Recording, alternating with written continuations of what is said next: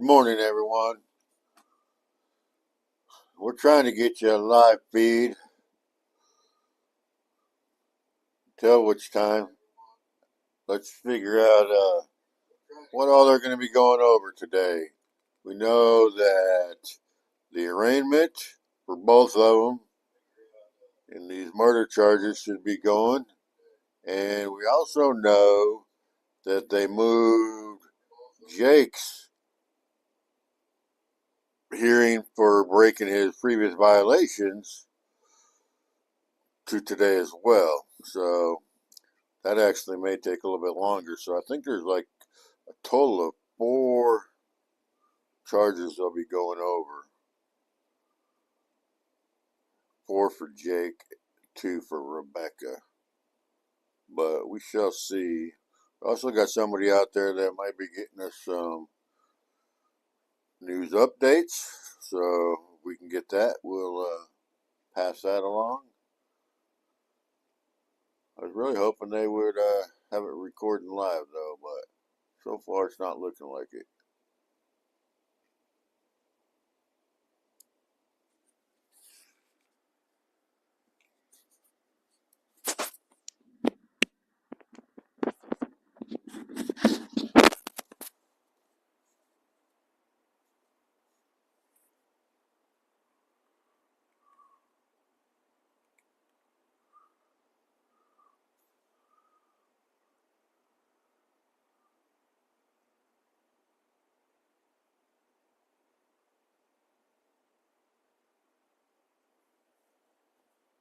Investigators seized slot machines and other gambling equipment along with cash, guns, and ammunition. The U.S. and Mexico have agreed on a security.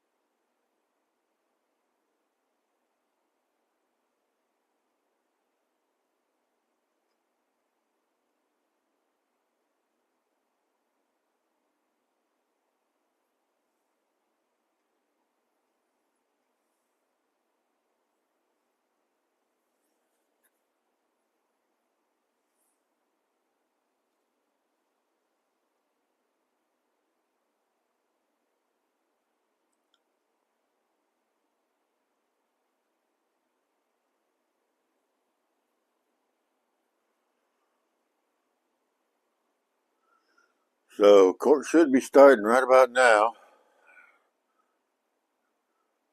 Pacific time.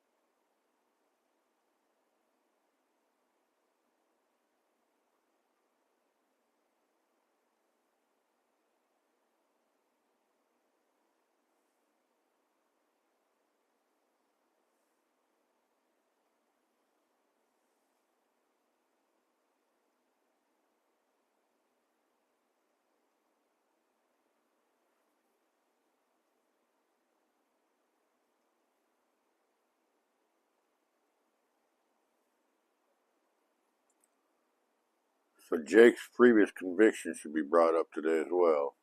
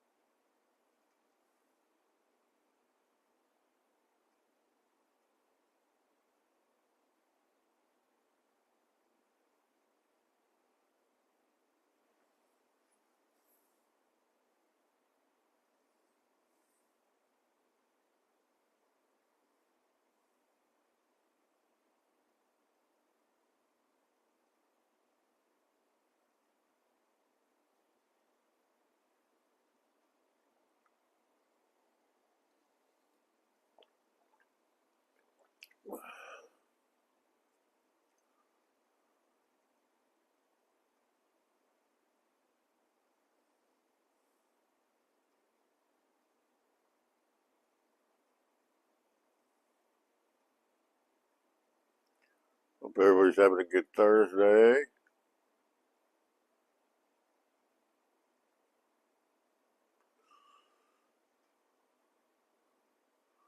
We had a bit of a late night. Our house cat that's never been outside other than on the screened-in porch decided to break out last night for his first time. So it brought a little excitement for a while. He decided he didn't like the big world outside, though.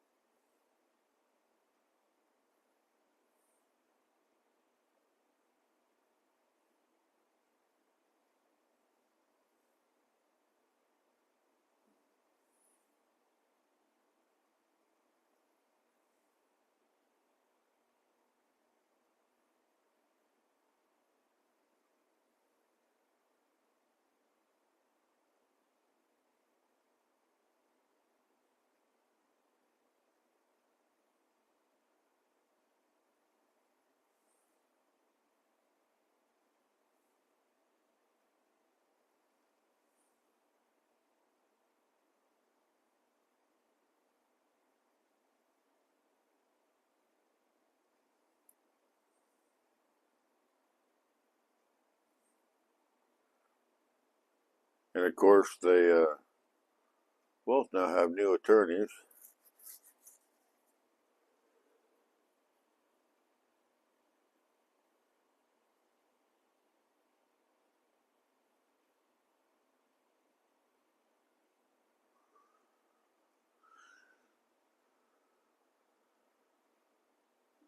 Also, News Nation was reporting that the latest court documents revealed 7-month-old Emmanuel Haro could have been killed as early as August 5th.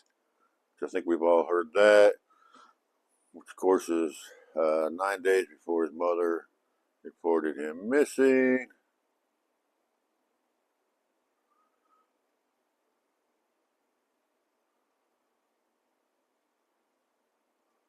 Also, we're hearing that over the weekend they pretty much quit cooperating and said it has to do with their new attorneys.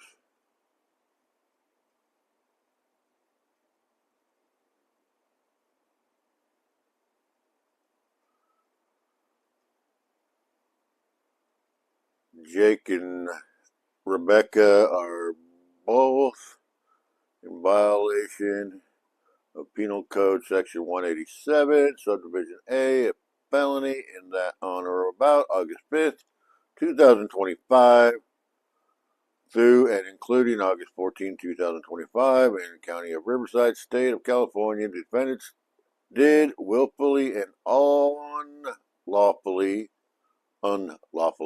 murder baby Emmanuel. Documents also laid out a second charge on or about August 14th, 2025.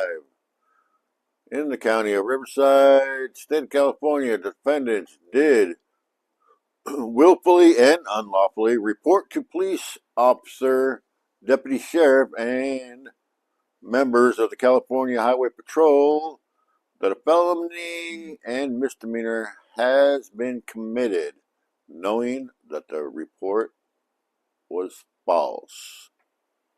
Reads the document.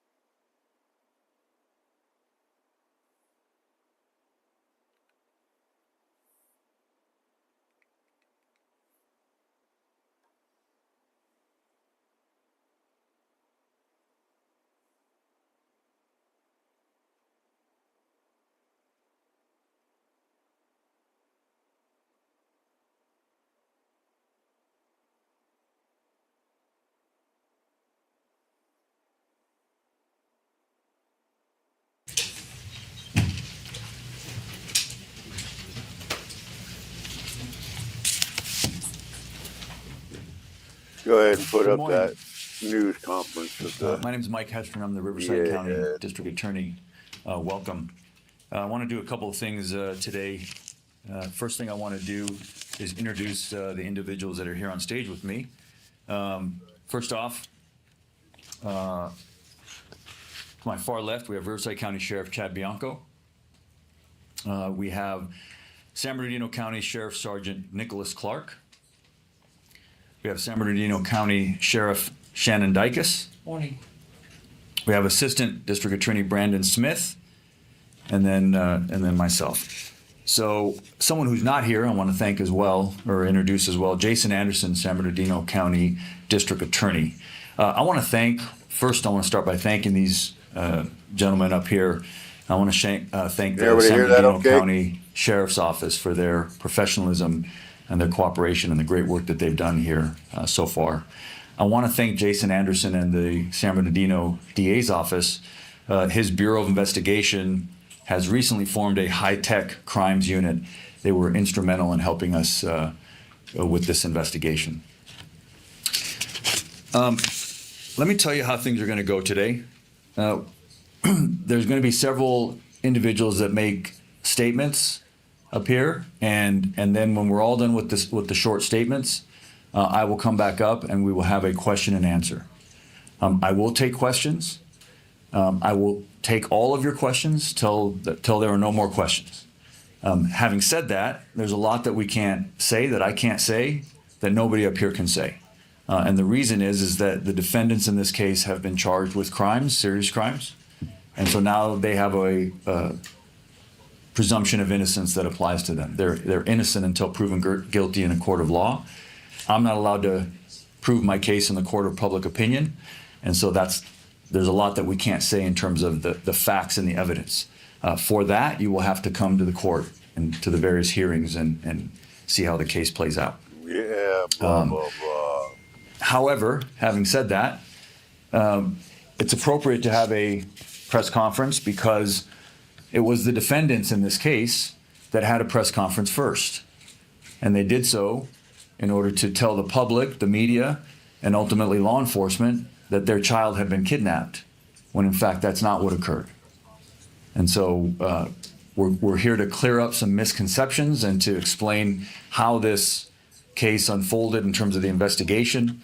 It involves two counties working very well together. I know everybody up here on this stage, we work well together normally, but in this case, I'm very proud of the work that was done by Riverside County Sheriff, San Bernardino County Sheriff, my office, and also the District Attorney's Office in San Bernardino County. All right, so we'll go ahead and kick this off. I'm going to bring up first San Bernardino County Sheriff Shannon.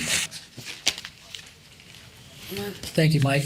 To Mike's point, I want to thank all of you in the media for covering this, specifically the parents' initial statements to the public while we were trying to find Emmanuel. They became critical as we continued through this investigation.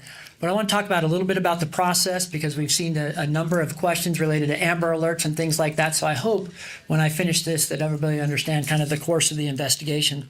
But the investigation started for us on August 14th when Rebecca Haro reported that her son had been kidnapped. Folks, within 24 hours through video surveillance, we found inconsistencies in Rebecca's statement.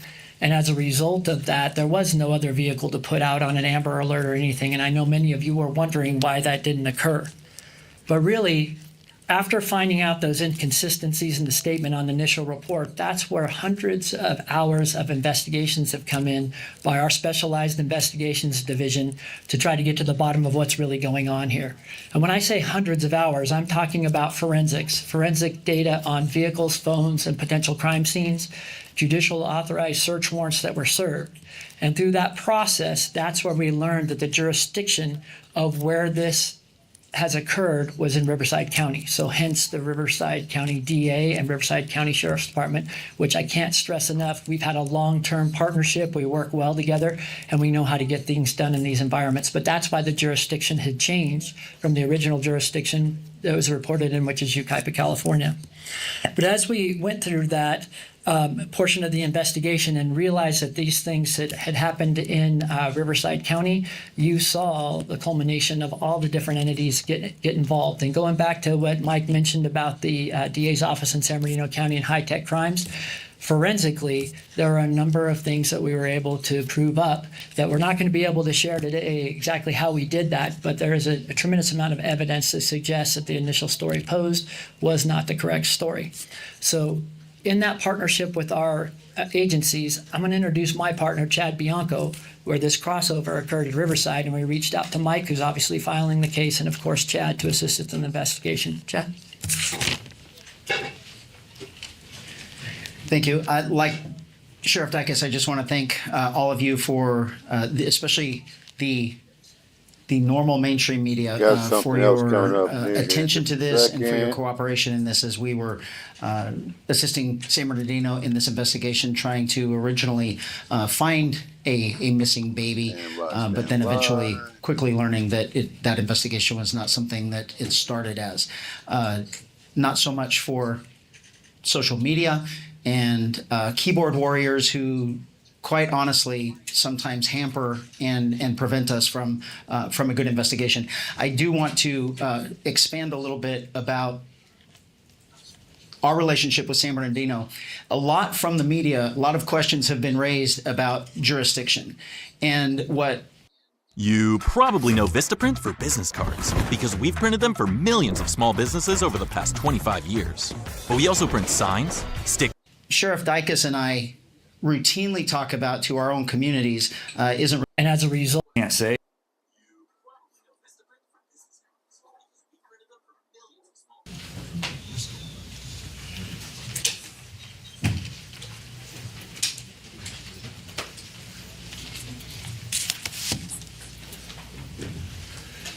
Good morning. My name is Mike Hestron. I'm the Riverside County District Attorney. Welcome. I want to do a couple of things today. First thing I want to do is introduce the individuals that are here on stage with me. First off, to my far left, we have Riverside County Sheriff Chad Bianco. We have San Bernardino County Sheriff Sergeant Nicholas Clark. We have San Bernardino County Sheriff Shannon Dykes. Morning. We have Assistant District Attorney Brandon Smith, and then myself. So someone who's not here, I want to thank as well, or introduce as well, Jason Anderson, San Bernardino County District Attorney. I want to start by thanking these gentlemen up here. I want to thank the San Bernardino County Sheriff's Office for their professionalism and their cooperation and the great work that they've done here so far. I want to thank Jason Anderson and the San Bernardino DA's office. His Bureau of Investigation has recently formed a high-tech crimes unit. They were instrumental in helping us with this investigation. Let me tell you how things are going to go today. There's going to be several individuals that make statements up here, and then when we're all done with the short statements, I will come back up and we will have a question and answer. I will take questions. I will take all of your questions till there are no more questions. Having said that, there's a lot that we can't say, that I can't say, that nobody up here can say. And the reason is that the defendants in this case have been charged with crimes, serious crimes. And so now they have a presumption of innocence that applies to them. They're innocent until proven guilty in a court of law. I'm not allowed to prove my case in the court of public opinion. And so there's a lot that we can't say in terms of the facts and the evidence. For that, you will have to come to the court and to the various hearings and see how the case plays out. However, having said that, it's appropriate to have a press conference because it was the defendants in this case that had a press conference first. And they did so in order to tell the public, the media, and ultimately law enforcement that their child had been kidnapped, when in fact that's not what occurred. And so we're here to clear up some misconceptions and to explain how this case unfolded in terms of the investigation. It involves two counties working very well together. I know everybody up here on this stage, we work well together normally, but in this case, I'm very proud of the work that was done by Riverside County Sheriff, San Bernardino County Sheriff, my office, and also the District Attorney's Office in San Bernardino County. All right, so we'll go ahead and kick this off. I'm going to bring up first San Bernardino County Sheriff Shannon. Thank you, Mike. To Mike's point, I want to thank all of you in the media for covering this, specifically the parents' initial statement.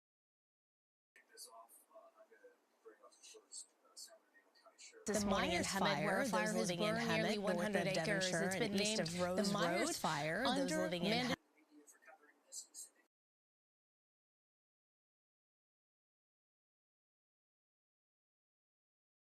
sparked the fire. At this hour, this fire is 0% contained. The Powerball jackpot climbs to all 6 numbers in last night's drawing. Yeah, this is exciting that you get matching 5 numbers though was sold at a store in Riverside. Yeah, this is exciting that you get matching 5 numbers though was sold at a store in Riverside. And that's where Mario is live with more on how much that lucky winner got. Hey, no, it's I would not take too it. shabby, $1 million Mario. better Pretty than nothing, good. right? So get your tickets ready for Saturday night's $1 million better than nothing, right? So get your tickets ready. Coming down with $1.7 billion.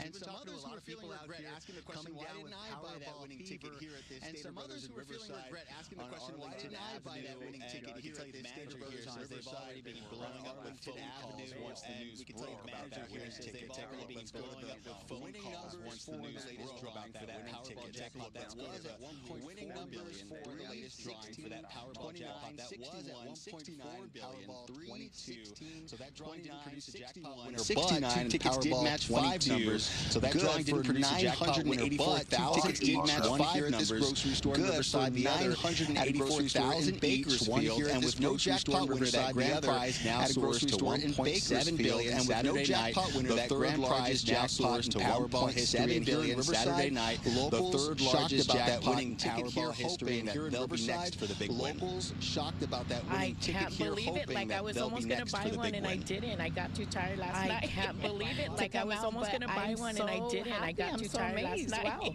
That's exciting. To come out, that's but awesome. I'm so it's real great. happy. I wish I I'm so amazed. Wow. That's exciting. Hopefully you went to a good family home. It's real great. I wish I would have won personally. That's very amazing. I wish it was me, but it wasn't. But congratulations to that person. I wish it was me, but it wasn't. But congratulations to that person. I've been manifesting this for a while. And I just knew it would come to this Stater Brothers. But I didn't come here the other day. But I'm here now. Here all the time. And there's no winners of the big. But I didn't come here the other day. Jackpot. But I'm here now. These are it. And there's no winners of the big. Get your tickets. Jackpot. So these are it. Wow. Get your tickets. Yes, get your tickets. I have Ani and Renee here. I pulled them out of the parking lot here as they were getting ready to go in. Did you hear someone won nearly $1 million here? Out of the parking lot here as they were getting ready to go in. Did you hear someone won nearly $1 million here? No, I just read it from you. So we don't know yet. Are you going to go in and buy tickets now? Yeah, I would buy one. Oh my God. At least we don't know yet. It's only $2. Buy tickets. Go in. Yeah, I would buy one. At least one. It's only $1. All right. Well, if you don't win, you don't have to play. I want the mega one. You want the mega one. All right. Well, if you don't play, you can't win. So get in there, get your tickets, and get ready for Saturday night. Thank you all. Good luck. Fingers crossed. Back to you. Our next chance, Sandra and Araxia, Saturday night. People with a lot of hope out there. All right, Mario, thank you. I love this story, though. It's a Powerball story that may give a lot of players a little hope here. A guy in Maryland could not remember if he bought a ticket ahead of the August 20th Powerball drawing. So just to be sure, he went out again and got another ticket. Well, when the drawing happened, he checked his ticket and he won $500,000. Wow. And he later found that other ticket, which he wasn't sure if he bought or not, which was also a winning ticket. So the anonymous man, only known as Proud Granddad, won $1 million.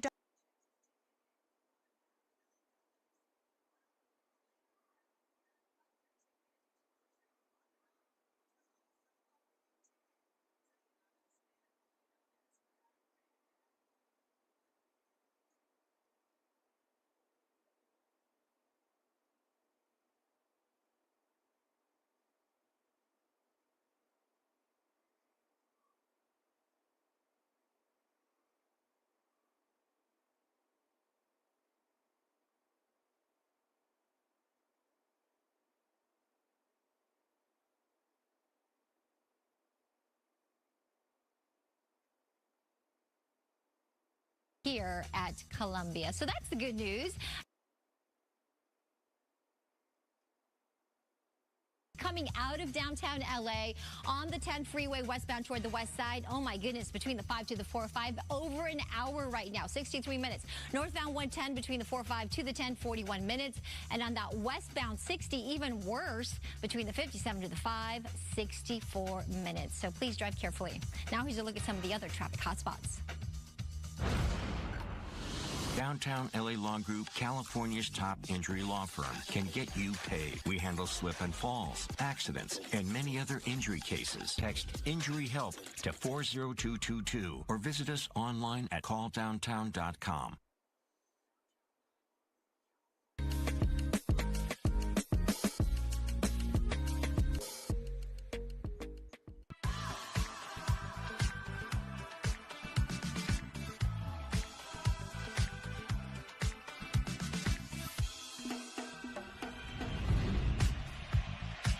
Yamava Resort and Casino at San Manuel is California's #1 entertainment destination. See Carrie Underwood on September 5th. Don't miss Green Day September 30th. And see Tim McGraw on October 25th.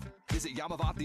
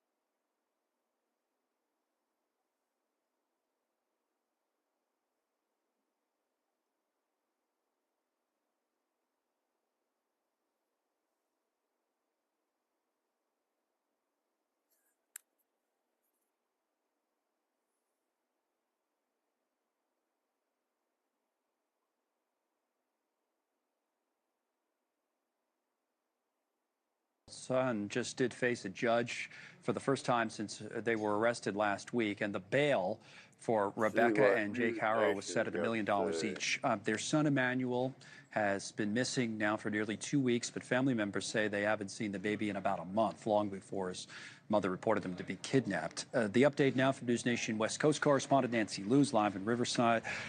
What's the latest, Nancy? Well, Connell, it was just an initial court hearing. It lasted less than 5 minutes. Both Jake Haro and Rebecca Haro in the hearing in their prison jumpsuits. This is video just in, the pool video from the arraignment. It wasn't an arraignment because it's been postponed until next week. It's been pushed to September 4th, and that's when they will face murder charges. The charge is felony murder with malice. They are both represented from by a public defender. You heard from him earlier.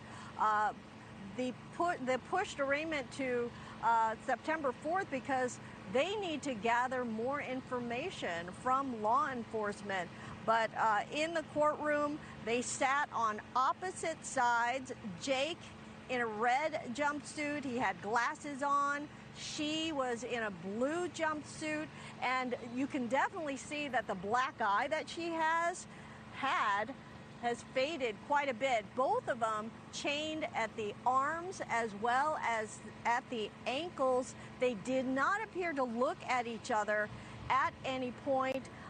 And Connell, they also both face a misdemeanor charge of making a false police report. That, of course, linked to that initial claim 2 weeks ago now of a kidnapping at a sporting goods store.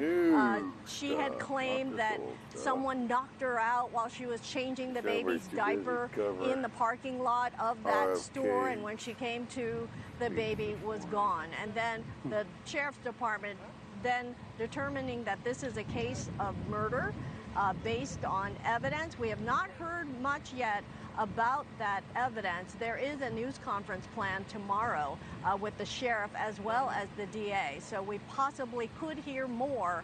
But the bottom line, Connell, also is that the remains of baby Emmanuel still have not been found. So where is baby Emmanuel? Is it usual, because on the complaint is with them together, so is it usual to split them apart to give them different attorneys, or, because I would assume they would have had the same attorney for one case judged by the DA's complaint, but you're saying that's not the case? No, if the factual situation calls for one or more individuals than one to be charged with a crime, then they'll all be on the same criminal complaint. It's just they will all have different attorneys. Were you consulted on that $1 million bail, and if so, how did that turn? Boodlemaker brings so much to the table. It's a no-brainer for the time and cost savings alone. But what may surprise you is just how low the one-time introductory price is during this special deal. And if you take advantage now, they're including multiple bonuses to get you even better results. So, they're time sensitive and hopefully only that available satisfies for a little bit limited of what you need to time. know. Your bonuses I have another matter library on the 5th floor. Bail amount for what case? The 10,000 and the 35,000. There's trailing cases out of the banning court, minor matters that Mr. Haro had. So those simply are continued behind the murder case, and then we exonerated the bail bond. Because he was on probation. To tell you the truth, I don't know all the details about that, but when exonerate the bail bond, meaning that he's not on bail in those cases. Do you expect him to show up for the felon in possession of a firearm hearing on September 2nd?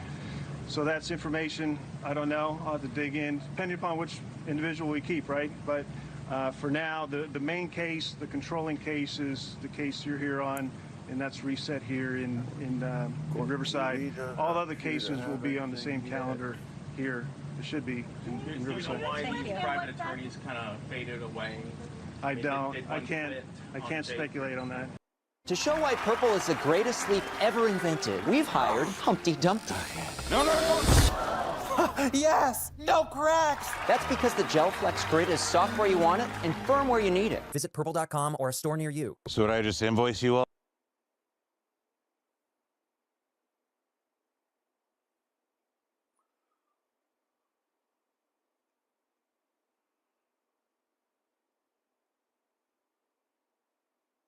To show why purple is the greatest sleep ever invented, we've hired Humpty Dumpty. Hey there. How we doing today? Oh, I'm just sort of doing what I do, you know, man. My back is killing me. Okay, oh no. Yes! No cracks! That's because Purple's Gel Flex Grid is soft to cushion Mr. Dump's shoulders, hips, and knees, and firm to instantly align his spine. Visit purple.com.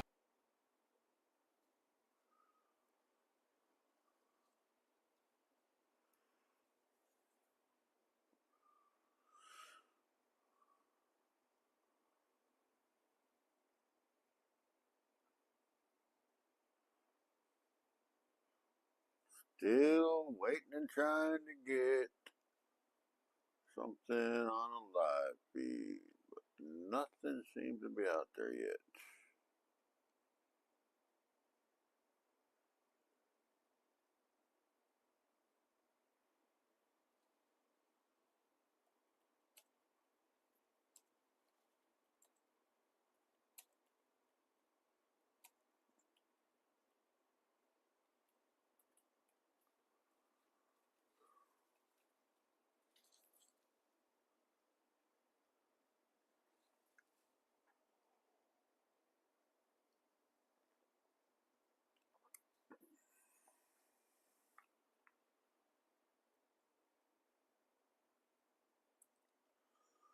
All right, here's the latest from Press Enterprise.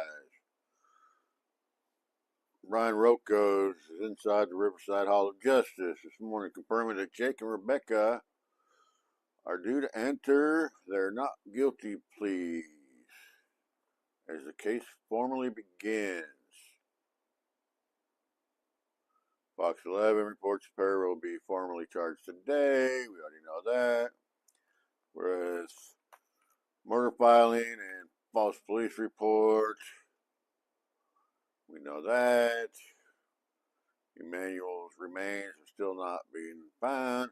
We know that because how can you find them if you're not looking? If they're looking, they're doing a pretty good job of doing it invisibly, in my opinion.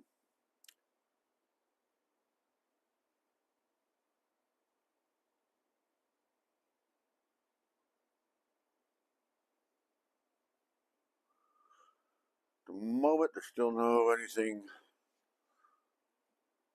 public live stream wise, but plenty of media crews are on site pushing updates.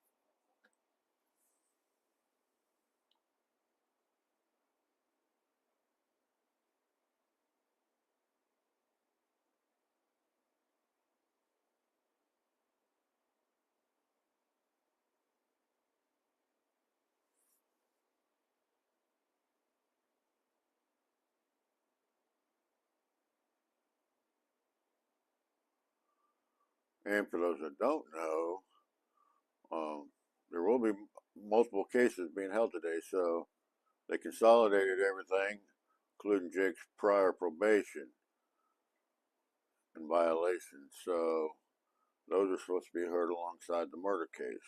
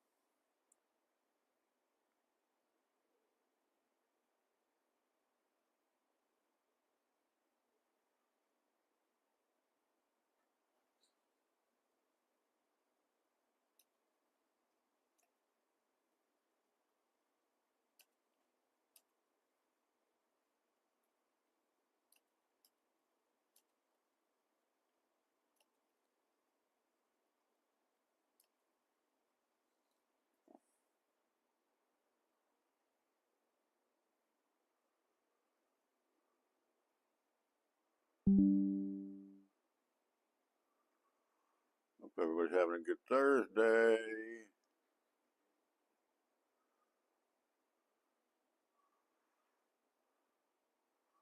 Well, it's a little stormy here on the East Coast.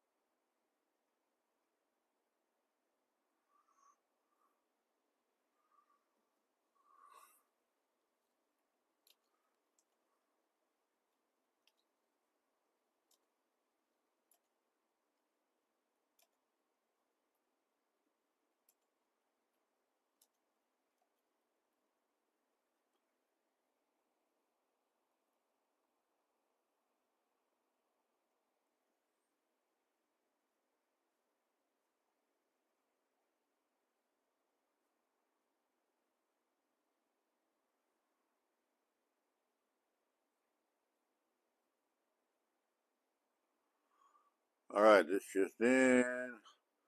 Brian Rocco's from Press Enterprise is inside the Hall of Justice there in Riverside and confirms the Haros are on the morning docket. Courtroom is filling with media and a handful of community members who've been following the case closely.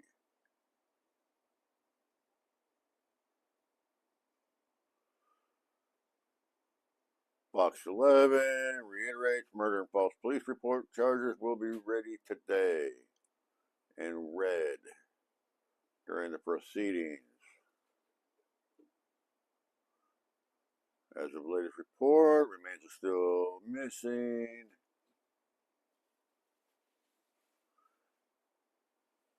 And prosecutors are expected to address that gap in their opening remarks.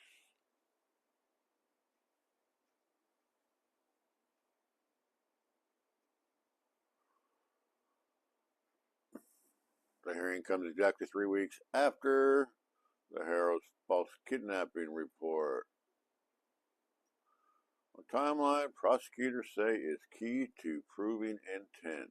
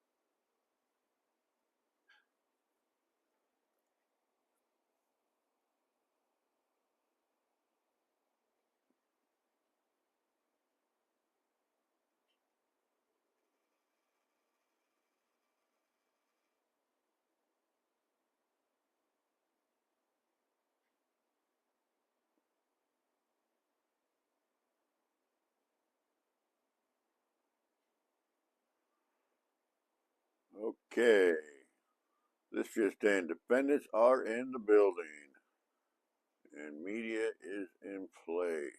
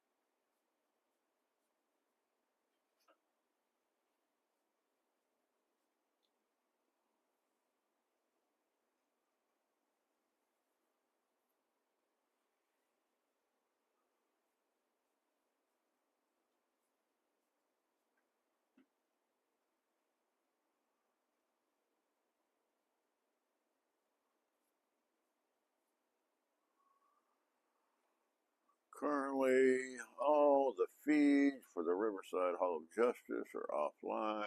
Go figure.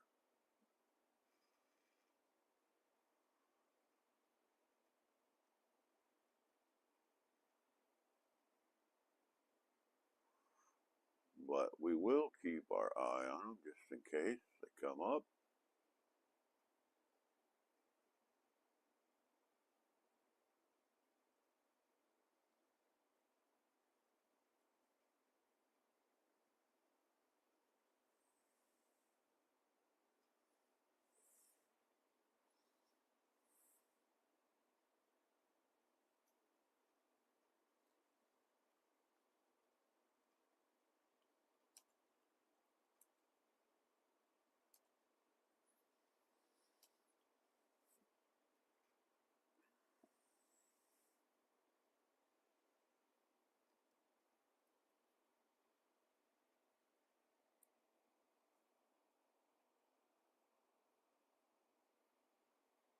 Yo, what's better than a great touchdown?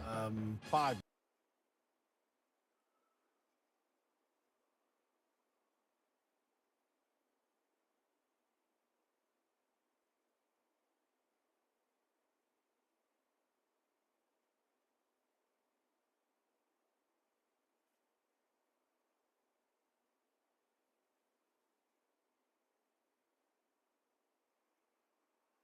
All right, what do we got here?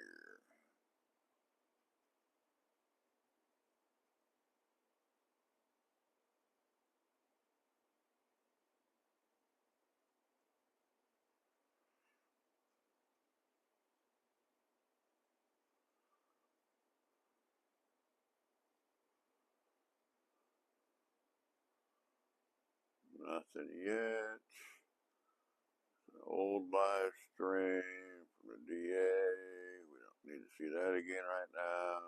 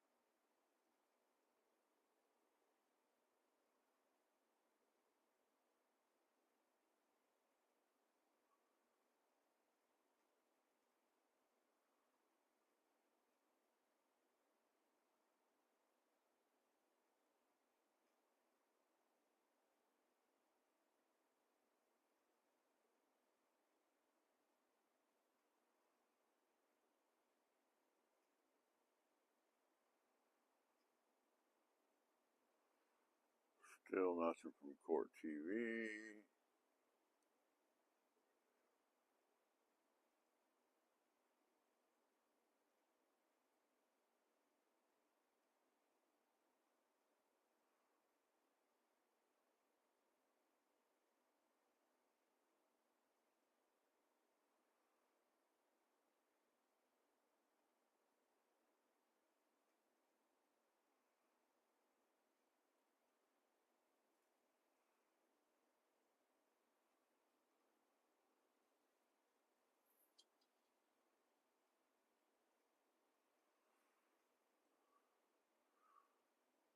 have something here from outside.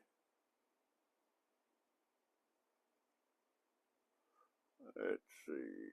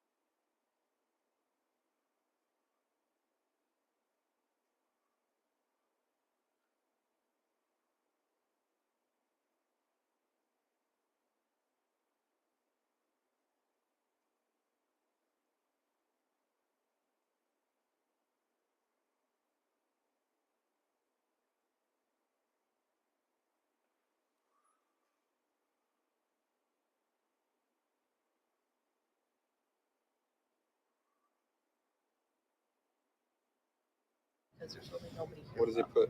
They put something like I can't sleep and all about me, and I was like, I think by now the numbers are gone. Yes, It's guys. on Channel 5. So it's All my better to family's just calling. stay out here close with the press conference so I can be in the front so you guys can hear everything. Well, It wasn't because I edited that. I wanted to ring your neck and I gave him my set up for still later. It wasn't Channel 5. It was Channel 11.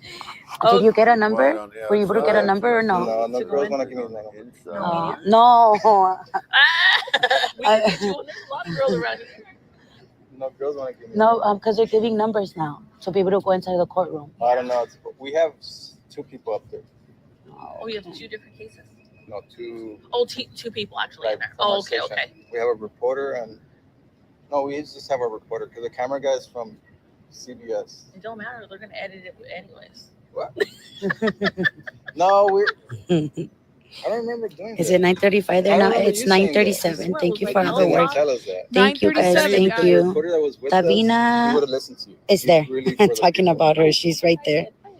If you see her blonde hair. No, he's really for you. Like, And Yes, I people stopped can by go inside the to drop off courtroom. my son at RCC because he plays football, and I said, "Oh, there's a lot of media there." I said, "I wonder what it is." And I didn't know. Thank you guys. I've seen like all the influencers. It's for where's your Jeep? the Haro case. Right there, in front of the Department of Justice. Why, you want my parking again? I got a better parking now. You do? The white one. I had a good one last. Okay. That's whoever Let me chose that. see. You guys made a good decision. Yeah. Identify.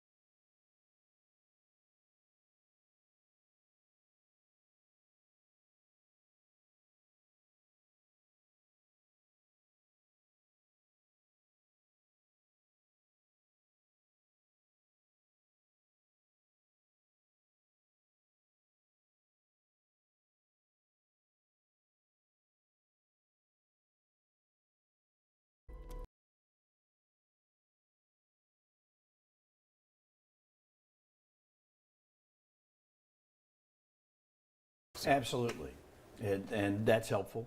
The humidity helps too if there were fires, right? Yes, humidity reduces the spread of wildfire.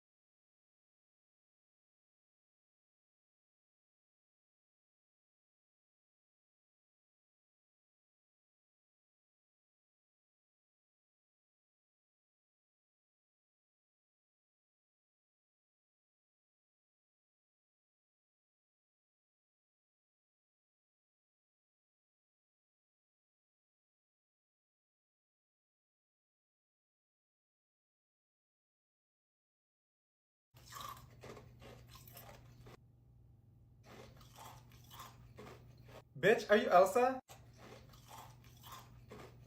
What the fuck? Is that shit good or something? Don't that hurt?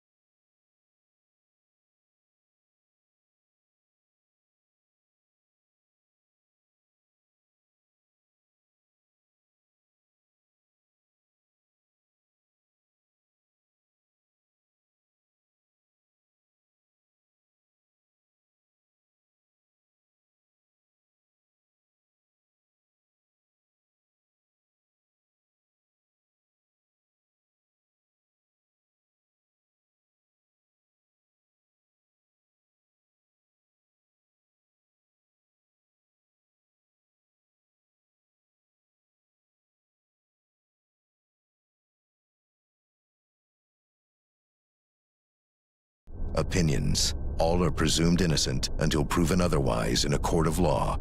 Sensitive topics are discussed. Discretion is advised.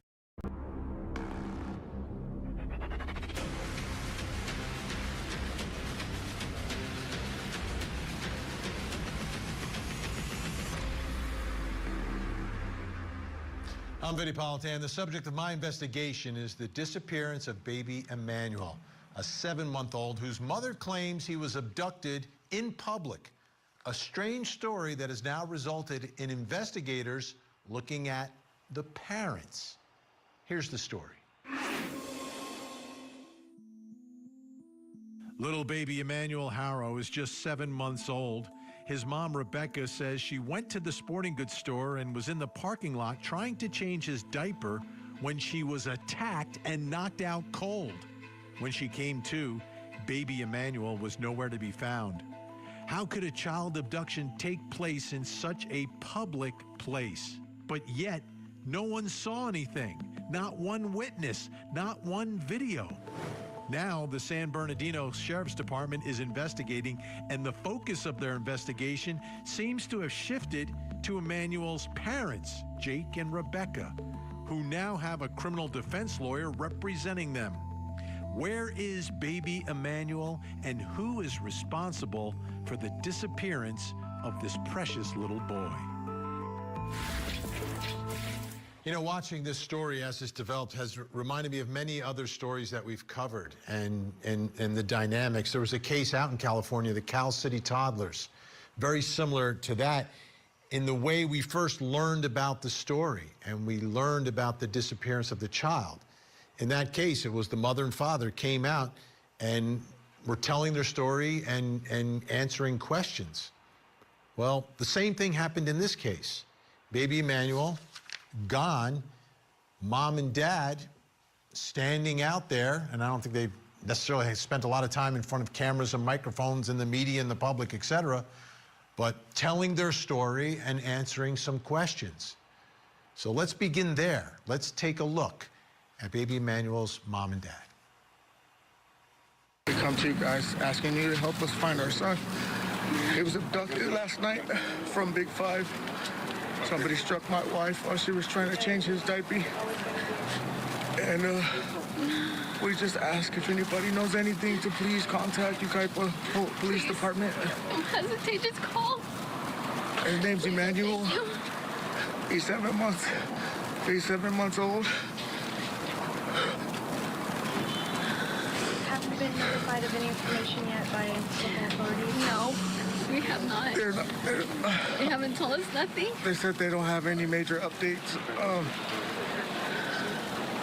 Do you guys plan on doing a local search of your own? We are. Yeah, we have at 4 o'clock here at Ukaipa. The community set up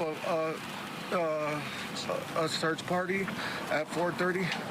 So we just ask you guys if you can help us. You know. Please. This is what he looks like. He's just a baby. Just give our son back, please. He was wearing a black onesie with a Nike swoosh on him. If you know anything, please come forward. Please. Please bring us back our son. Safe. So that was the day after, right? So baby is reported missing, reported abducted the night before, and that's the following day, August 15th. And that brings us to the first question in our investigation, which is, what are baby Emmanuel's parents saying now? Now we're a few days into this. The investigation has begun. What are his parents saying now? Here to help answer that question, Court TV crime and justice correspondent Matt Johnson, who is live outside the San Bernardino County Sheriff's Office, and freelance journalist Brandy Carlos, who's been on the scene and covering this story since the beginning. Thank you both. Matt, let me begin with you. What are they saying now? I understand you went to their house today. Not saying much, Vinny, and that is quite the contrast from 6 days ago when this incident first took place, according to the mother, over at that Big 5 sporting goods, when the 7-month-old baby Emmanuel, was ripped from her arms and she was beaten unconscious, according to her.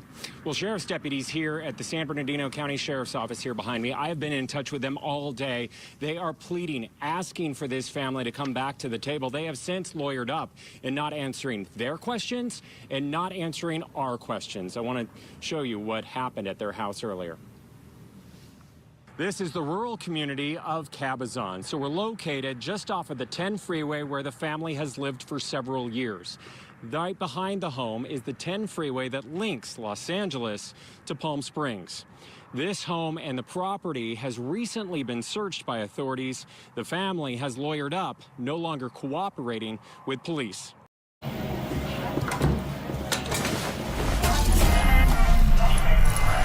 Yeah, trendsetter. Whoa, league of my own, it don't get better.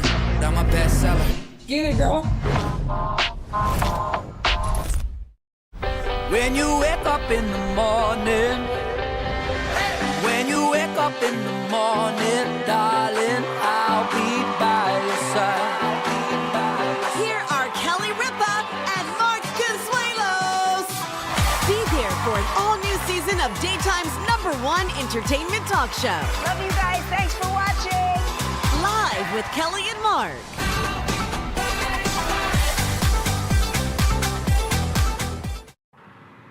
What was that? How are you guys doing? Can you please answer any questions for us?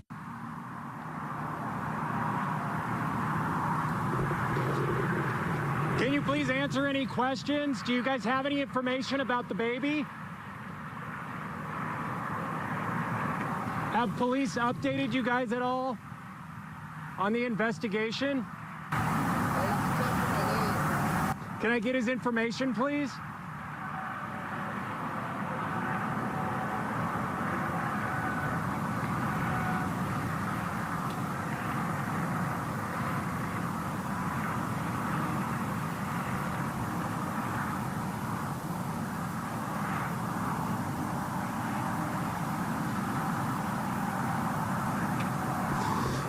The parents and the grandmother of the missing baby right there no longer cooperating with authorities, according to our sources, and not answering our questions.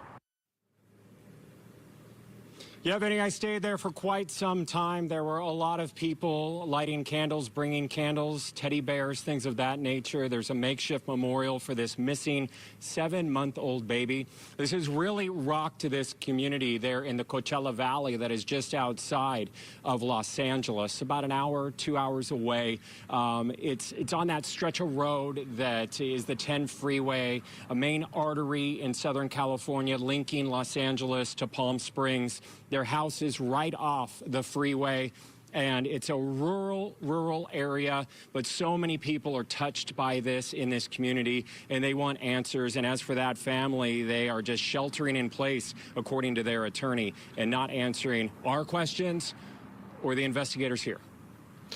Brandy, let me ask you, what are you hearing from the parents? You've been there since the beginning, and I understand you were there during that very first, I don't know if it was a press conference or announcement that they were making. What have you heard from the mother and father? I actually have not heard much from mom or dad. I did speak to the lawyer on Monday night. We had about a 20-minute phone call, and he addressed to me that the #1 priority that these two parents are facing is they want to know where their child is. And there's a lot of public speculation, kind of leading up to what could have happened. And, in the public opinion, things are not looking so good for them. But the lawyer just was very adamant on, they're stuck inside their home. There's nothing they can do. He said that they have been complying and cooperating with authorities, handing phones over, having them come in the house. He said there was portions of the home where they had taken carpet, some stuff outside, a little bit of digging. They did have dogs search the property Friday afternoon. And as much as the lawyer had to say, the #1 priority in this is where is baby Emmanuel. He did tell me that there had been a sighting. I did see that mainstream news is finally releasing that information. So there was a sighting in Kern County. They have released that. but there has been no lead since then. So, Brandy, the one question people have is, so this abduction. We don't know how long she was knocked out, and the information that has been given to us by authorities is very limited. There are cameras in the area. It has been said that the cameras outside of the Big Five sporting goods store directly were not working. The business across the way that does face the front of that building is out of business. So I do believe, you know, law enforcement, detectives, everybody who's investigating this case right now, I think they absolutely have what they have. I think they know what, you know, they know more than we know, obviously. And even though the community wants answers, they want to know, like, where's the footage? Where's the surveillance? They're not going to directly release that. There's been no Amber Alert issued, which kind of sort of tells us maybe there possibly isn't somebody that has kidnapped the child. I think if there was, that's something that would have been issued right away. But it also tells us that there is no information on who that person is, what they look like, what they were driving, that kind of thing. So we can only kind of speculate based on the information that's been given to us right now. Right, if investigators had video of someone abducting them, right, there'd be an Amber Alert. We'd see maybe a license plate, a description, something like that. One more question, Brandy, to follow up on this. Who has anyone come forward as like the last person who saw Emmanuel other than mom and dad? Like maybe someone at apparently they were at a football game right before she went to Big Five. She was at the nephew's football game. Anyone from there say, hey, yeah, I remember seeing baby Emmanuel there? I've actually seen on social media, whether that's been, you know, Instagram, Facebook, there have been numerous amount of people that did see them at the football park that day. They said that they did not see baby Emmanuel there. And there have been a lot of sightings, a lot of people coming forward saying they saw them, you know, at a mall or they saw them at a park, but they never saw baby Emmanuel. I did see a video from a funeral that they all attended. I think it was about a week and a half prior to the kidnapping. Baby Emmanuel was also not present there. So I think the time frame on, you know, when he was last seen by a family member or anybody in the community is really hard to determine at this point. That's a huge fact in all of this. All right, great news. Matt and Brandy are going to stay with us. When we come back, are baby Emmanuel's parents actually cooperating here?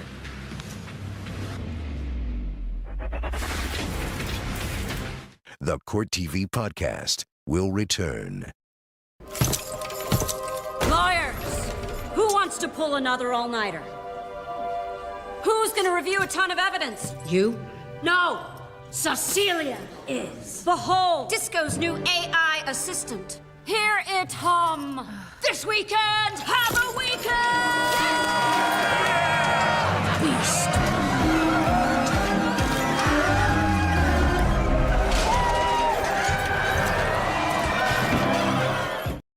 Hey, stop playing with your fanny pack. You need the Bearskin Tactical Hoodie 4.0 to get comfortable in the wild. It's the ultimate 10-pocket utility hoodie for fishing, golf, hunting, camping, boating, or conquering foreign lands. Thousands of men trust the Bearskin hoodie to block wind and repel rain for incredible comfort and breathability wherever you go. Because the average hoodie made these days is weak, flimsy, and it has one weirdo kangaroo pocket in the front. And listen, you're not a kangaroo, you're a man. Choose between the original 340 GSM Bearskin or the brand new 210 GSM midweight Bearskin for milder days. Both are finished with chunky SAB zips and come in sizes up to 4XL. You're seeing this video because we want to offer you 60% off the Bearskin 4.0 with free delivery. And you may not see this video again, so click the button below now to reserve your order, or you can go to stopbadhoodies.com to claim your discount. Thousands of men already love wearing the Bearskin hoodie, with loads of 5-star reviews on Trustpilot. Because honestly, your average kangaroo hoodie these days is big, baggy, and useless, like wearing a trash bag with a fanny pack.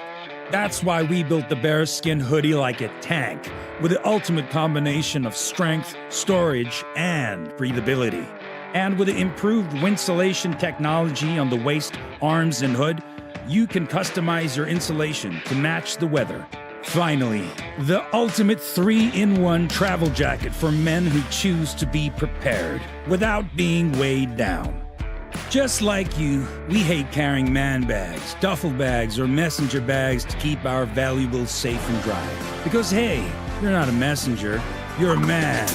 That's why this is the world's only outdoor utility hoodie with 10 pockets to keep everything on you and nothing flapping behind you.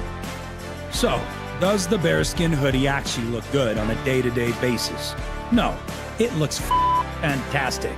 This is a hoodie you can take out into the wild, wear at home, or on a plane, or while you're climbing up a glacier on your hands and knees. With a fully adjustable design, you'll get that perfect square profile that's never too bulky or baggy, with a customized fit that's tailored to you. That's why everybody knows that guys look better in a bearskin. You see that material? It's called bearskin microfleece. That's because it's made from real polar bears. Not really though, but it's made with double-brushed microfleece that's warm enough for crisp mornings and breathable enough to wear all day. So, if you're ready, go to StopBadHoodies.com or click the button below to activate the 60% off deal.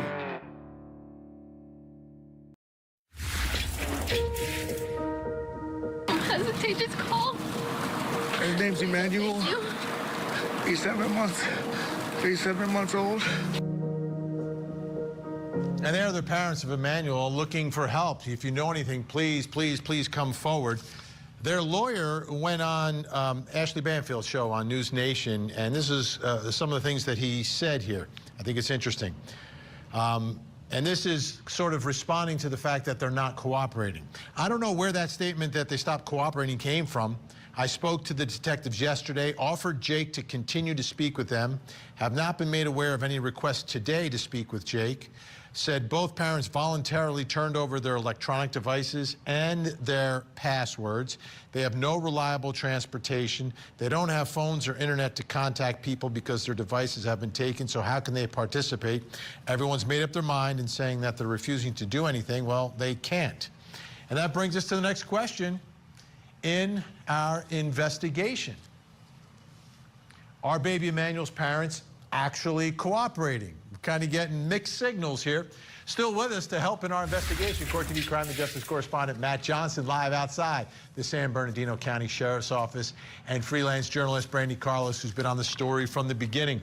Matt, so what I'm trying to get these two statements together. Do we know the genesis of why one side saying they're not cooperating and the other side saying they are cooperating? Maybe are they defining cooperation differently? Maybe, I don't know. Maybe they are. I mean, it was only recently that they lawyered up, correct? Not in the beginning when Rebecca, the mother, was pleading for help and going through the timeline, according to her.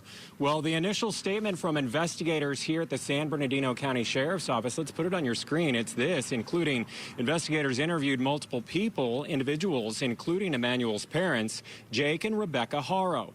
During those interviews, Rebecca was confronted with inconsistencies in her initial statement and declined to continue with the interview. At this point in the investigation, investigators are unable to rule out foul play in the disappearance of Emmanuel. So right there, you have investigators putting forefront that all talk stopped. Yes, you have this attorney now saying that they turned over their cell phones and that the car, perhaps, with Jake was also confiscated. We also know that there has been police searching, sheriff's deputies searching their property on more than one occasion. So, I mean, I'm not sure why their attorney is saying that they are cooperating when you have this first statement from investigators here saying they stopped talking right away. And has the sheriff's office said anything today or more recently about the level of cooperation? In college, I would procrastinate a ton on projects. And then as an adult, there were certain things that I struggled with focus-wise in a job. Having a family and a house, I always procrastinated on things getting done at home. Yeah, I've been in close contact with investigators here all day long, and they released another statement after my last inquiry. So they said this: we know that the community is deeply concerned about this case, and we will continue to provide information to the extent that it does not jeopardize our investigation. Our investigators have followed up on the reported sightings of the 7-month-old Emmanuel Haro, but he has not yet been located, while Emmanuel's father has retained an attorney. If the parents choose to work with detectives, we welcome their cooperation as we continue efforts to locate Emmanuel. So again, right here, you have investigators out of the sheriff's office, San Bernardino County, saying the parents stepped away from answering our questions. They're not cooperating right now, but we welcome them and whatever information that they can provide moving forward. Okay. Let's put this up on the screen. This is from KTLA, and what Matt was just reporting, that the SBSD Specialized Investigations Division interviewed multiple people, including Rebecca, Jake. The inconsistencies, they confronted her, and then she stopped talking. Like, I kind of understand that. If they start accusing you, you're probably going to stop talking. When authorities asked her to take a lie detector test, her husband reportedly refused the request until a lawyer was present.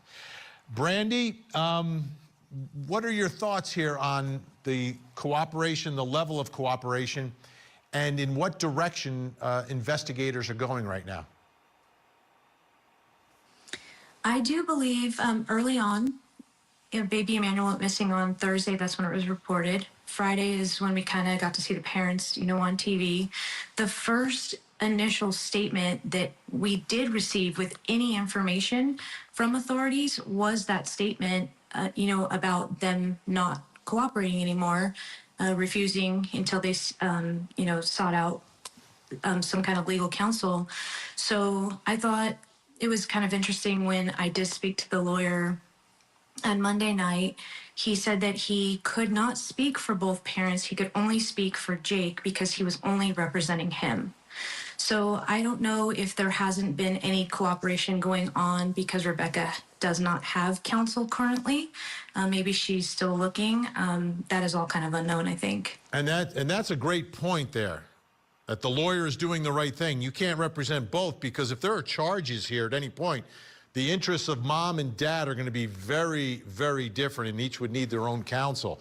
So that's really interesting right there. Let's take a look at this also from KTLA. Deputies from the San Bernardino and Riverside County Sheriff's Departments launched an extensive search deploying helicopters and K-9 units, though ultimately neither the child nor a suspect were located. So it seems like there was a search based upon the story told by mom. It continues. While investigators are being tight-lipped about the investigation, the child's grandmother, who insists the parents are innocent, told KTLA that deputies have searched the couple's residence with cadaver dogs, and it was later learned that officials removed the Haro's 2-year-old child from their custody while the investigation is pending. So, Brandy, let me ask you about that.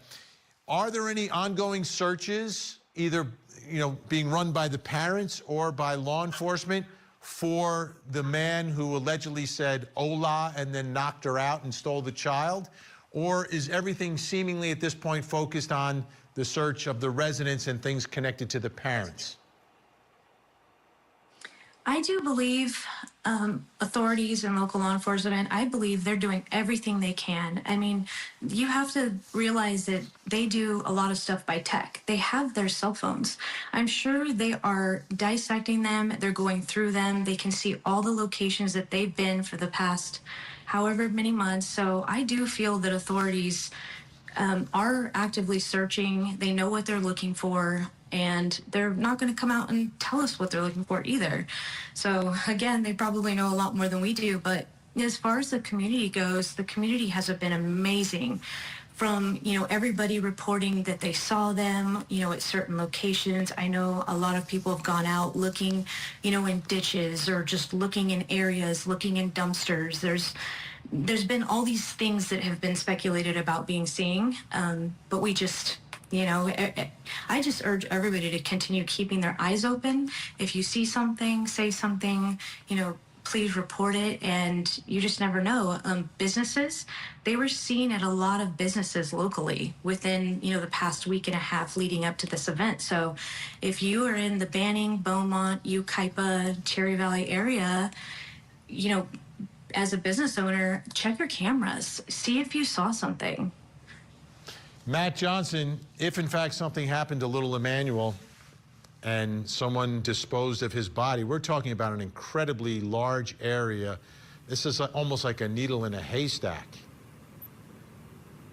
Yeah, you know, we're located in the Coachella Valley where this happened outside of Palm Springs, and San Bernardino County, where these deputies serve this community, it's the largest county in the country. I grew up in San Bernardino County, and I can tell you that they are very forthcoming with information. I also worked in the LA market as reporter anchor for many, many years, and if there were surveillance photos of someone abducting this child, I can, just in my own experience working here, I would imagine that they would be spread all over the TV and shared widely by now. So that is something that's top of mind for everybody in this community, but it is a very vast area, and they're in a remote area along the freeway right next to the Morongo Native American reservation there.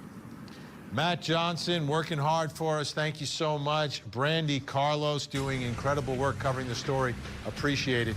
Up next, does the mother's story make sense? In a world where you've constantly been told what you can't do, who will you choose to be when presented with something different? Be inspiring. Paint your own story of what life could be and what you want out of it. be authentic, embrace who you truly are and hope to be, as someone who is unapologetically you. Be thought-provoking. As someone who's been there, share the importance of being your own advocate. Because schizophrenia shouldn't change who you want to be.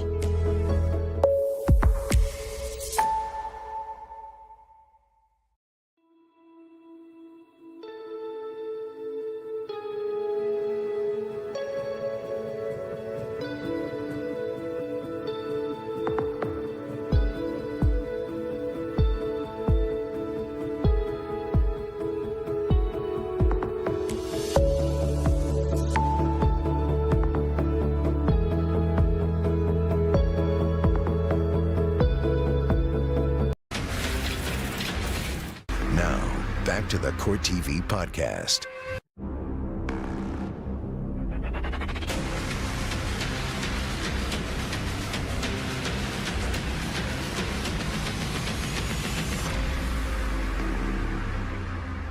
I'm Vinny Politan. We continue our investigation of the disappearance of baby Emmanuel, just 7 months and now missing.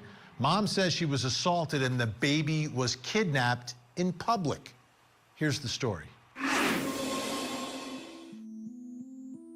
Rebecca and Jake Haro have several children. The youngest is just 7 months old.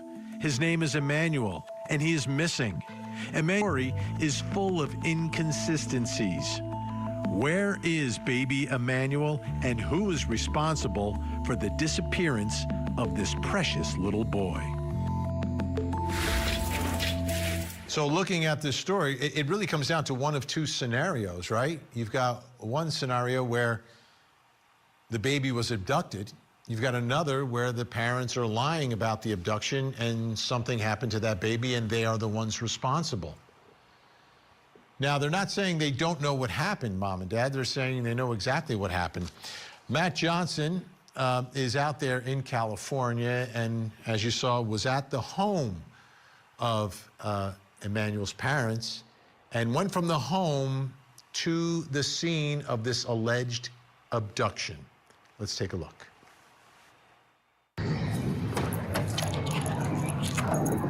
So now we're behind the wheel of our rental car. I want to show you just how close the alleged kidnapping spot is at the Big Five to their house. We've been driving for about a half an hour on the 10 freeway. We've exited. Now we're in the city of Yucaipa.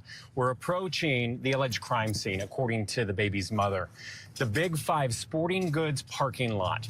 Here it is up front here. We're going to pull in and we're going to continue our investigation. Okay, so the first thing that I noticed when we get out of the car is that this is a really busy area. So this is Yucaipa Boulevard. This is the main thoroughfare in this small desert community where this all happened. And we are in the parking lot for the Big 5. This would have been similar lighting conditions. It happened at around 7:40, according to the mother. And it happened here where there's a lot of street lights, a lot of cameras, and notice it's right next to a Big Lots and also an AutoZone. Someone must have seen something. On Thursday, August 14th, Rebecca Haro says that she was here in this parking lot over at the Big 5 Sporting Goods in Yucaipa. She says that she was parked in one of these spots changing the diaper of her baby, Emmanuel.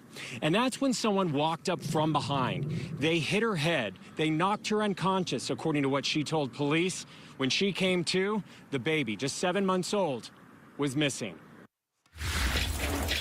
Changing the diaper in the parking lot. She says she didn't see anything.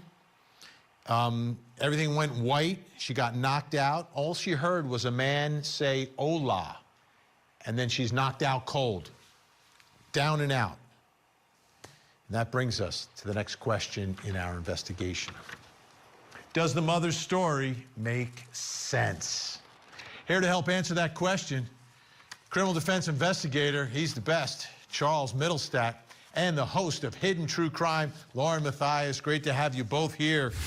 Lauren, I'll begin with you. What do you think of the story? What about the story do you not believe or believe? How does it sound to you? Does it make sense? It's a great question. It doesn't make a lot of sense to me. The things that don't make sense, Vinny, honestly, so she's saying that it just went white, right? That she was attacked. She doesn't recognize a person. She didn't hear anyone. Her sister is stating she was hit in the face. She was hit in the head. How? Where did she land? And she just came to. All she saw was white. She didn't see anyone. Nobody else saw anyone. Matt took us out there. We just saw how many businesses are around this parking lot, and she can't tell us a single thing about this person, only that they said hola. Nothing. That doesn't make sense to me. I love seeing our customers light up when they see us coming with their new mattress. That's why we do this. A good night's sleep will change your life. Our red carpet delivery team creates a heartfelt, unforgettable experience that our customers rave about. Right now, during our Labor Day sales event, save up to $800 on Stearns & Foster and $700 on Tempur-Pedic with free local delivery. The right mattress, the right price, guaranteed at the bed store. The Bed Store. Well, we'll even tuck you in. Yeah, trendsetter. Whoa, league of my own, it don't get better. No, read what I wrote, I'm a bestseller. Looking clean, my boy. All right, Charles, does this make sense to you? And what would you do to try to figure out if she's telling the truth? Well, the first thing I'd want to do is gain a good understanding from her of exactly how she alleges that this transpired. So the changing of the diaper is something that I'd want to better understand. I have changed on plenty of diapers in my life, and I know that you can't change a diaper while a child's in a car seat. You have to remove them from the car seat and ideally lay them on a flat surface, which likely would involve maybe going to the other side of the car where you would have a seat that didn't have a car seat in it, and you could lay the child down and you could actually appropriately change a diaper. So I'd want to understand, I'd want to have her sort of walk through what that looked like. She didn't say she was in the process of, at least my understanding is, she didn't say she was in the process of removing the child from the car seat to change the diaper. So I'd want to understand the mechanics of all that. And then as Lauren just talked about, the process of being struck in the head. Obviously, she's provided no ID, claims that she saw nothing, knows nothing of her assailant, of the child's abductor. And so, and the injury that she has below her eye would suggest that she was struck in the face, which would be inconsistent with being struck in the back of the head and not being able to provide any sort of ID whatsoever. So again, I want to understand all of that and really flesh that out, challenge her on certain aspects of that story so that ultimately we would decide what type of statement makes sense and what doesn't make any sense about it. Let's take another listen to a piece of the story that they told to the public. He was abducted last night from Big 5. Somebody struck my wife while she was trying to change his diaper. And we just ask if anybody knows anything to please contact Ukaipa Police Department. Don't hesitate, just call.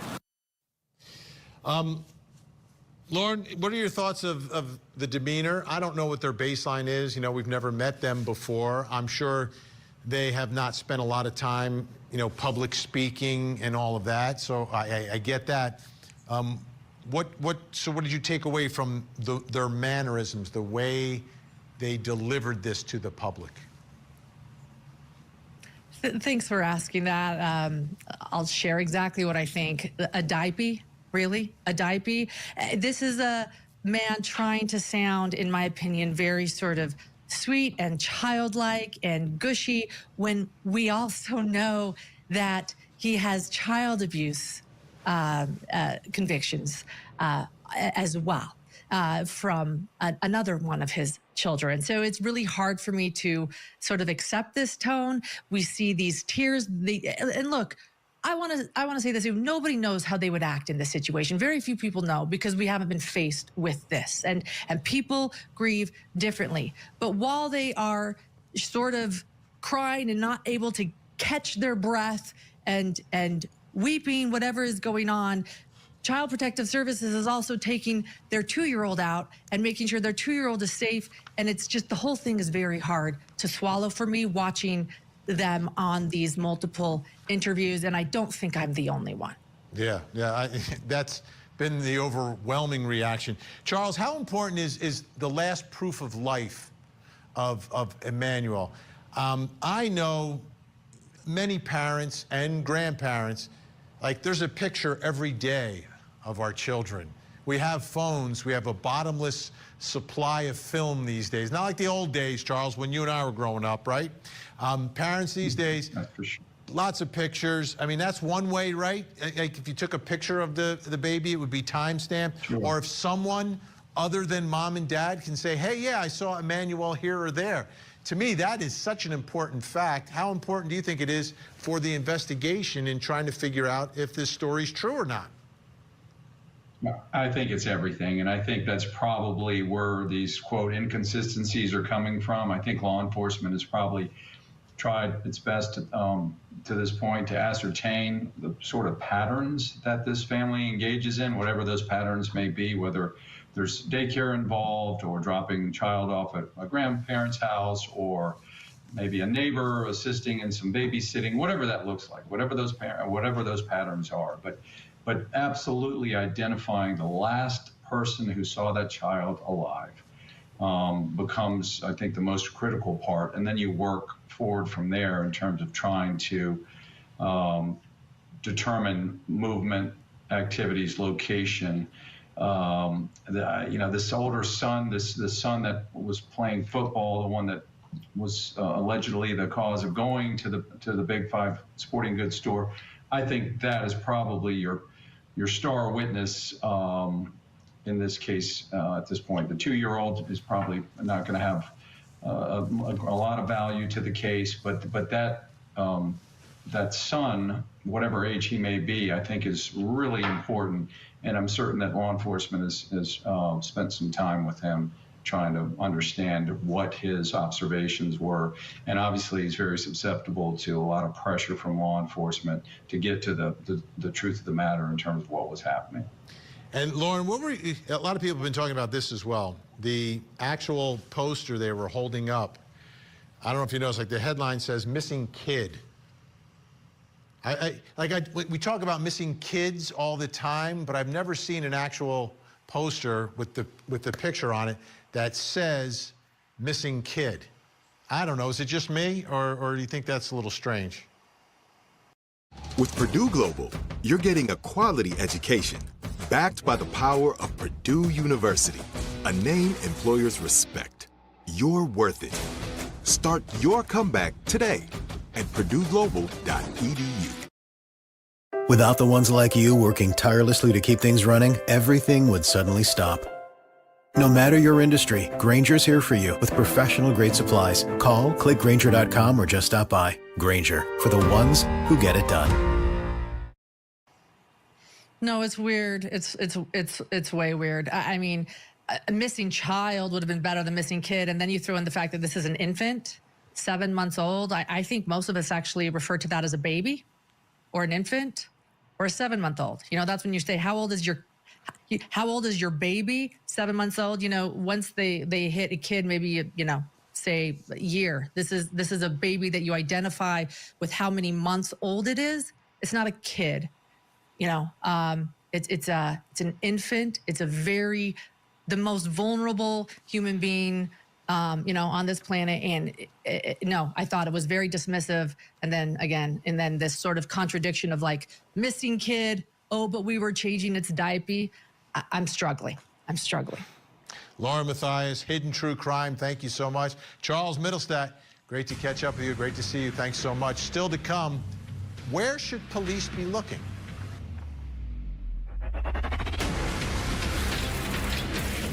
This is the Court TV podcast. Do you guys plan on doing a local search of your own? We are we at have 4 o'clock here at Kaiba. The community set up a search party at 4:30. So we're just ask you guys if you could help us, you know. Please. So those are Emmanuel's parents talking about, and that's the day after, right? That's the 15th. That is, that disappears at night, is reported missing at night, and that's the following day. And they're organizing a search at 4:30 that day, which is interesting to me because that's based upon the abduction theory. But if the child's abducted, would you be looking, what are you looking for? I don't quite follow that.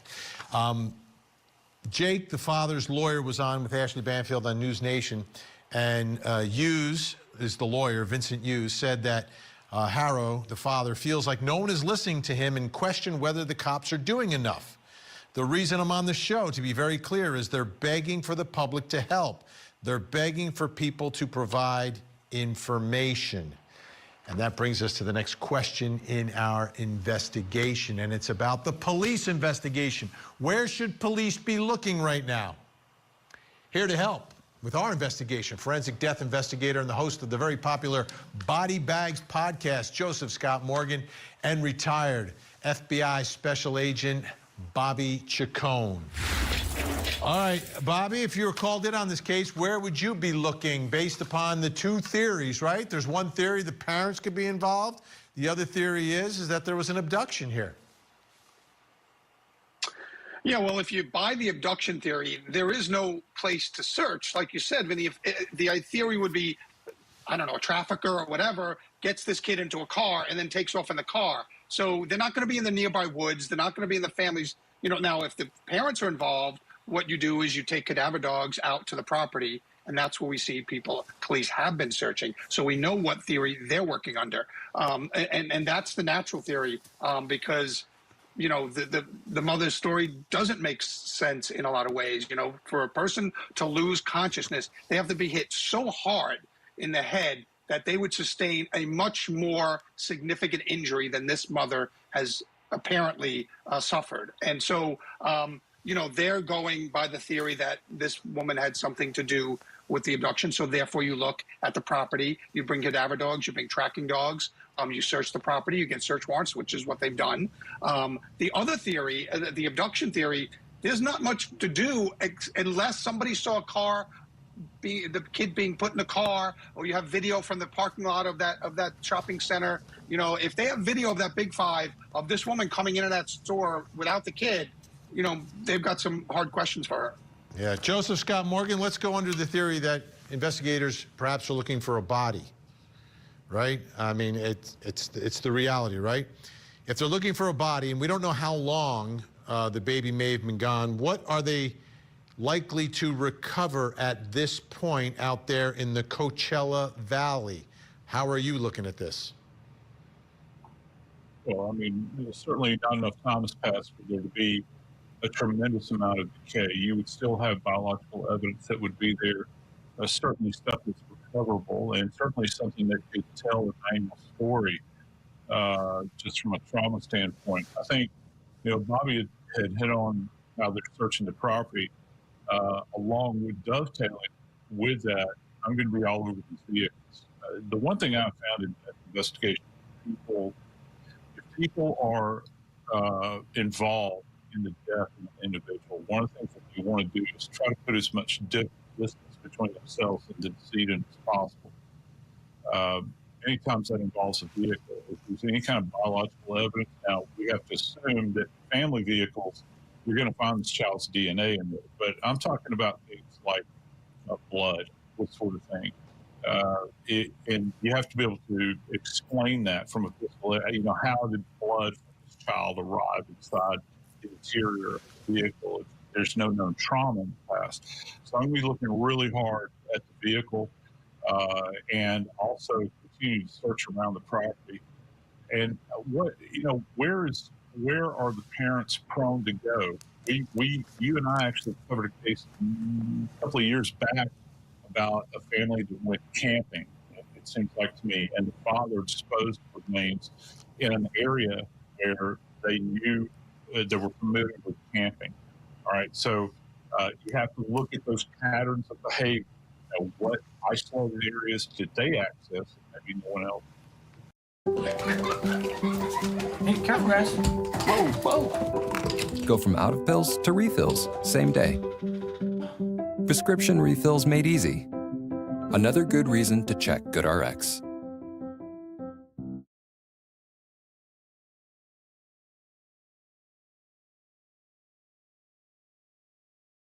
Meet the Vacay Dream Team. They don't just show up, they dive right in. And at the piano bar, they raise the bar. Because when they're on Carnival, they're the main event. Book your Carnival vacation today.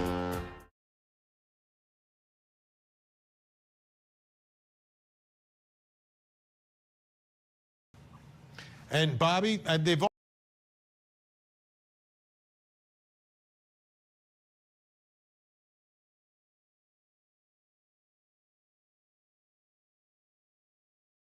I'm gonna have to talk to somebody and see, but so I'm gonna go get some information for you guys, and then I'll come back live when they do the press conference. Okay, so I'll be back. So make sure you share my live, and then that way you guys can see the press conference live. Okay, I'll be back.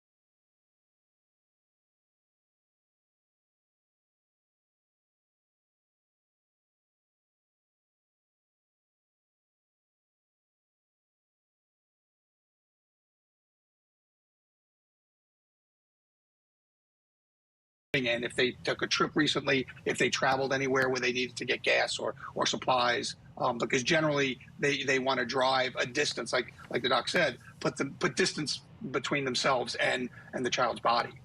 Joe Scott Morgan, we have about 15 seconds left here. How optimistic are you that they'll be able to find baby Emmanuel?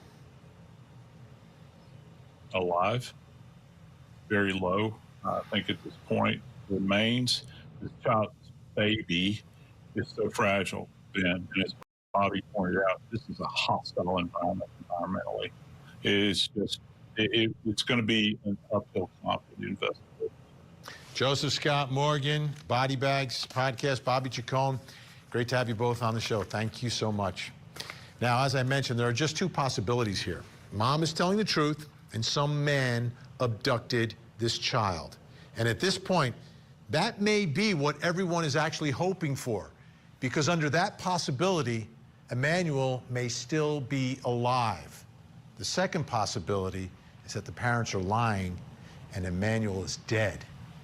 This is the rare situation where a child abduction is actually the best outcome.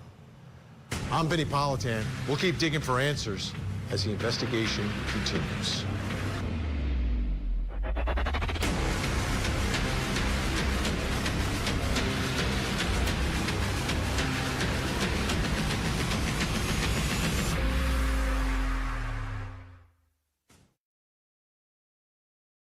There you have it. If you want to see more in-depth reporting on the latest true crime stories, you can see me every weeknight, 8 p.m. Eastern on Closing Arguments. Thank you so much for downloading.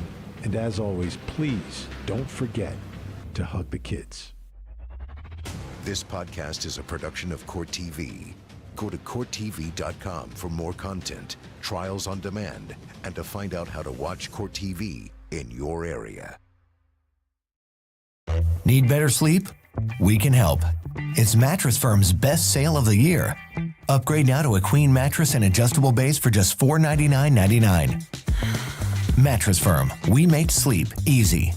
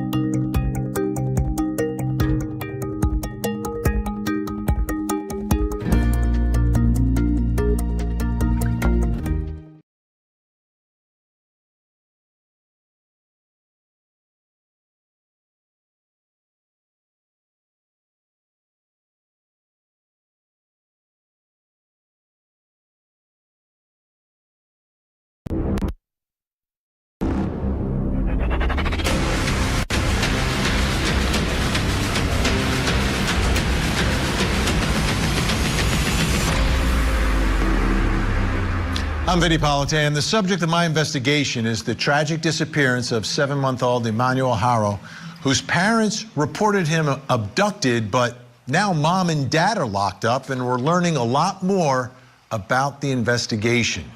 Here's the story. The disappearance of 7-month-old Emmanuel Haro in Riverside County, California has shaken the community to its core. At first, his parents, Rebecca and Jake, pleaded for help, claiming their infant son had vanished without a trace, taken by a man who said the word hola and then knocked out Emmanuel's mother. But as investigators dug deeper, troubling contradictions surfaced, unraveling a chilling reality. Authorities believe Emmanuel's parents, the very people meant to nurture and protect him, are responsible for his disappearance. The search for Emmanuel has become a desperate mission, fueled by both hope and grief. A child so young, so vulnerable, ripped from safety under the most unthinkable circumstances.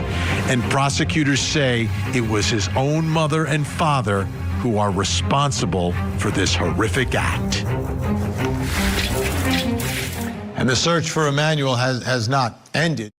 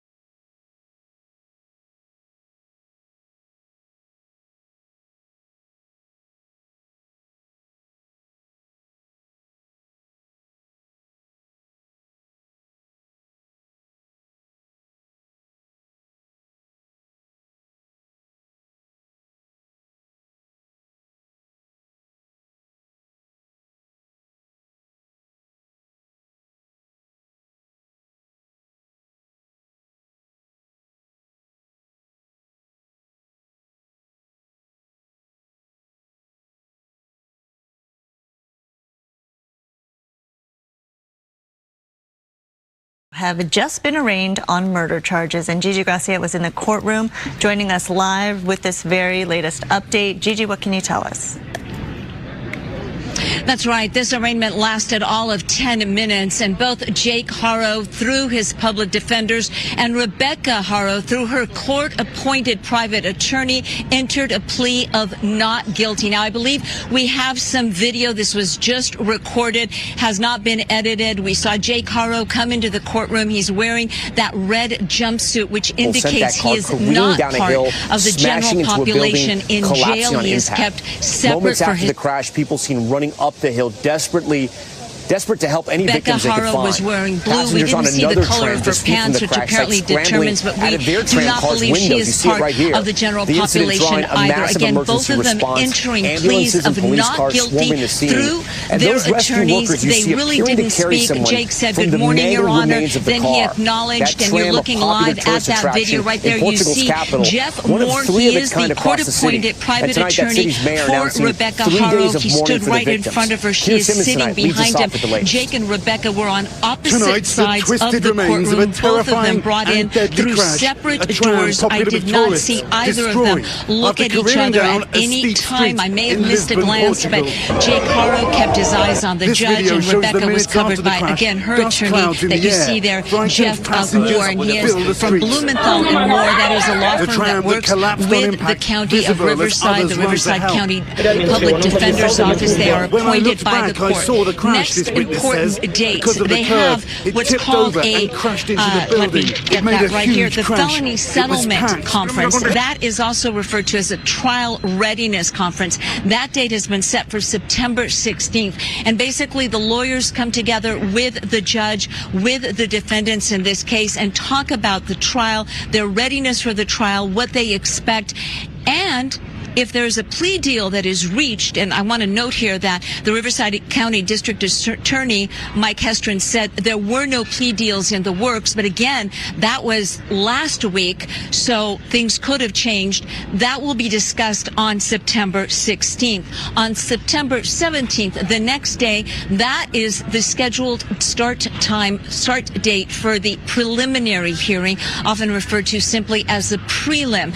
The prelim is where we will hear most likely not all of the evidence the prosecution has against the Haros, but just enough to convince the judge that there is cause that they be held over for trial on charges of murder in the death of their baby boy, Emmanuel Haro, only 7 months old when he was reported missing on the 14th. His parents telling police he had been kidnapped from a parking lot in Yucaipa. Investigators now saying that is not true. That never happened.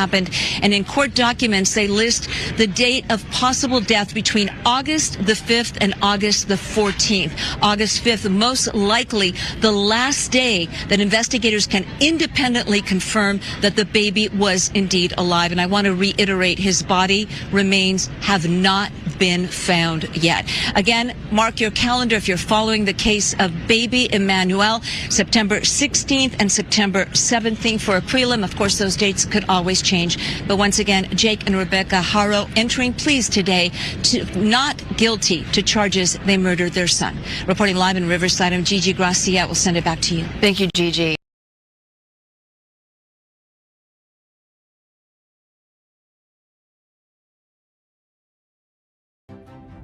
Our brains are incredible, but memory can get complicated. That's why we created new Nariva Memory 3D. It supports your short-term, long-term, and working memory. Take it from me. An elephant never forgets. Remember Nariva. This morning, our spotlight is on the father of missing baby Emmanuel Haro. He's speaking out for the first time from behind bars. Now, it's been almost 3 weeks since Jake and Rebecca Haro told police that their infant son had been kidnapped from a store parking lot. Following searches at their home, police arrested the couple, and they've been charged with the murder of their 7-month-old baby. But still, there's no sign of baby Emmanuel. This is what authorities believe has happened to him. Do you believe you know how baby Emmanuel died or was killed, and is there anything you can share? The filing in this case reflects our belief that baby Emmanuel was abused, a victim of child abuse over time, and that eventually, because of that abuse, he succumbed to those injuries. Now, Jake Haro reportedly joined investigators in the search for baby Emmanuel, but still no sign of him. And in the interview with the Southern California News Group, Jake would not confirm that he helped in the search, but insisted that he's innocent and has been completely cooperative. When asked what he would say to his baby Emmanuel, he responded, "I love you, buddy." So let's talk about this case. Let's bring back in retired NYPD Detective Rob O'Donnell, also formerly with the NYPD, private investigator Manuel Gomez with Black Ops Private Investigators. Manuel, let me begin with you, please. Where does the search go from here? Well, unfortunately, I think the search will still continue in the area where he originally took them, because as I stated in the past, there's mountain lions, there's vultures, there's coyotes that are in that area that would clearly take a baby. And I doubt he dug a deep grave. And unfortunately, there's a lot of predators in that area that would take the remains of that body. But the one thing about this case that nobody's talking about and needs to focus on is the outrageousness of the judge's decision, Julie. This case shows the red flags in our judicial system that there's currently no guardrails in place to remove a judge who is judicially incompetent. Right now, judges across the United States can be unlimited decisions overturned for improper rulings, and they still stay on the bench. Right now, our system relies on the public's belief that our judicial system is fair, just, and equitable. It is not just when we leave a justice like this still on the bench. He needs to be removed. I appreciate what you're saying there, Manuel. So for anybody who doesn't know what happened here, so Jake Haro had a felony child abuse case for badly hurting his 10-week-old baby girl. And this was a few years ago.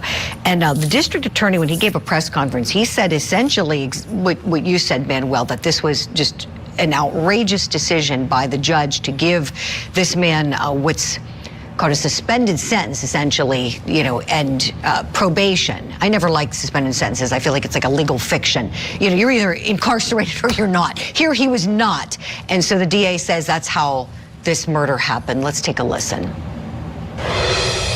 In this case, a judge here in Riverside County, happened to have been a visiting judge from San Bernardino County, gave Mr. Haro a suspended sentence, which means, if I can translate for you what that is, it means that instead of sending him to prison, he chose to give him probation. I will say that it was an outrageous error in judgment by this judge. And I don't have any problem saying that. I'm not attacking the judge personally. That decision was absolutely outrageous. Mr. Haro should have been in prison at the time that this crime happened. And if that judge had done his job as he should have done, Emmanuel would be alive today. And the DA also noted that this was over the DA's office objection, that the prosecutors on the case did in fact object. Rob O'Donnell, what's that like when you're asking for someone to stay incarcerated, to have a sentence of incarceration, whatever the case is, bond or sentencing, whatever, and the judge goes against what the recommendation is from your DA? Well, it's infuriating, and you see here the results of that. We have a child that's no longer with us because of the negligence of this judge. And make no mistake, the prior guest was 100% right. This is the negligence on the judge.